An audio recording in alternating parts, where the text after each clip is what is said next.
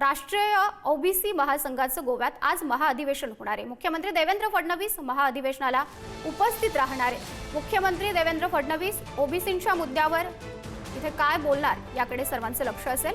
राष्ट्रीय ओबीसी महासंघाचे अध्यक्ष डॉक्टर बबनराव तायवाडे गोव्यामध्ये दाखल झालेत। राज्यातील अनेक ओबीसी नेते या महाअधिवेशनाला उपस्थित राहणार आहेत। स्थानिक स्वराज्य संस्था निवडणुकीच्या पार्श्वभूमीवर या अधिवेशनाला विशेष महत्त्व सुद्धा आहे।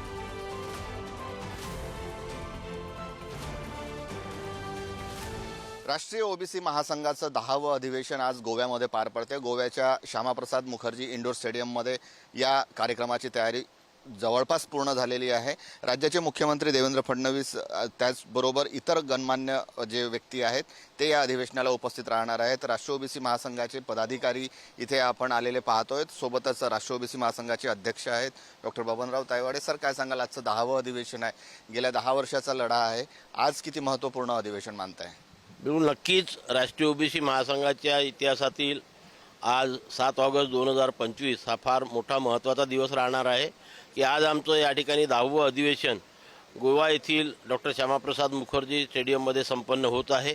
या 10व्या अधिवेशनाचे उद्घाटन महाराष्ट्र राज्याचे माननीय मुख्यमंत्री देवेंद्रजी फडणवीस, गोवा राज्याचे माननीय मुख्यमंत्री प्रमोदजी सावंत या दोघांच्या हस्ते होणार। हे राष्ट्रीय महाअधिवेशन आहे, त्याच्यामुळे या ठिकाणी केंद्राशी संबंधित ज्या मागण्या आहेत त्याच्यावरती आमचा फोकस राहील, राज्याचा पण राहील। पण प्रमुख केंद्रातली आमची सध्या प्रमुख मागणी जी आहे की आमची अनेक वर्षापासून जी मागणी होती की समाजाची जातनिहाय जनगणना करण्यात यावी ती मान्य झालेली आहे। पण ही जनगणना करताना ओबीसीचा स्वतंत्र कॉलम करून ओबीसीची स्वतंत्र जनगणना घोषित करावी। व्ही.पी. सिंगांचं सरकार होतं त्यावेळी मंडल आयोग लागू झालं।